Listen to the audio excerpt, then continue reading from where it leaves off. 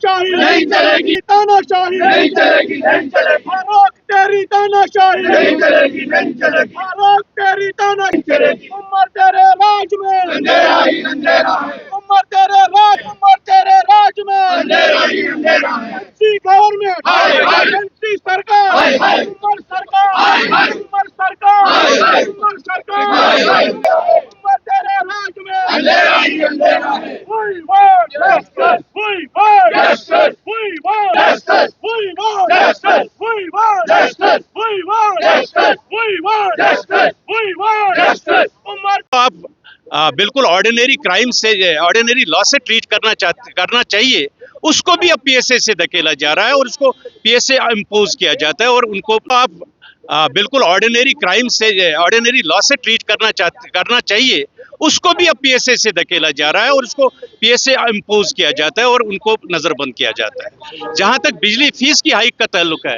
एक साहब ने जो ब्यूरोक्रेट भी रहे हैं उन्होंने कहा कि नहीं ये ज्यादा हाइक नहीं है, लेकिन उसने इससे तनाजुर से नहीं देखी, ये मेरे तनाजुर से नहीं, जो उसूल पॉलिसीज मुरतब होते हैं वो एक गरीब लोग अवाम और गरीब आदमी के लिहाज से मुरतब होने चाहिए।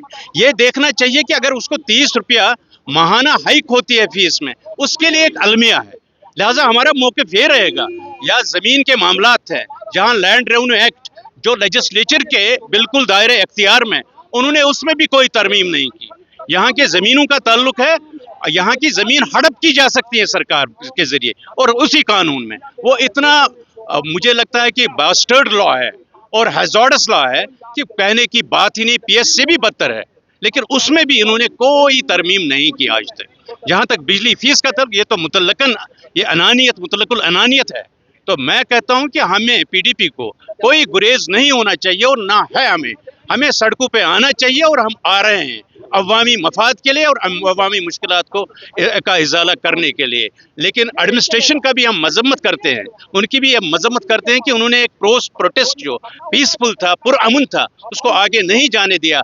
हम ज़्यादा से ज़्यादा हमारे हाथ में ये है कि हम मुसवदा एक मेमोरेंडम देते और डिप्टी कमिश्नर मुतल्लका के उसके मतलब दायरे इख्तियार में जो होता है वो उसका इजाला कर लेता है। बहुत बहुत शुक्रिया आप लोगों का कि आपने ये प्लेटफार्म हमें फराहम किया, आपका बहुत बहुत शुक्रिया। बिजली फीस में इजाफे के हुकूमती फैसले के बाद हिज़्ब इख्तिलाफ अब सड़कों पर निकल आई है और ऐसा लग रहा है कि आइंदा दिनों में ये मुद्दा जो है एक सियासी मुद्दा बन जाएगा और जिस तरह से आने वाले असेंबली सेशन में भी जो हिज़्ब इख्तिलाफ है हुकूमत को घेरने की पूरी तैयारी में है। और बिल्कुल ये अनंतनाग के मनाजिर हैं और जहाँ पर आप देख सकते हैं कि जो पीडीपी के कारकुनान हैं ये सड़कों पर एहतजाज कर रहे हैं और बिजली बिलों या बिजली फीस में इजाफे को जो है नामंजूर कर रहे हैं ये। और इनका यही कहना है कि जिस तरह से हुकूमत बाकी मुद्दों में बाकी वादों को अमलाने में फेल हुई है और इसी तरह से जो 200 यूनिट बिजली फ्री फराहम करने का वायदा किया गया था उमर सरकार की तरफ से, उसको भी उमर सरकार पूरी तरह से अमलाने में नाकाम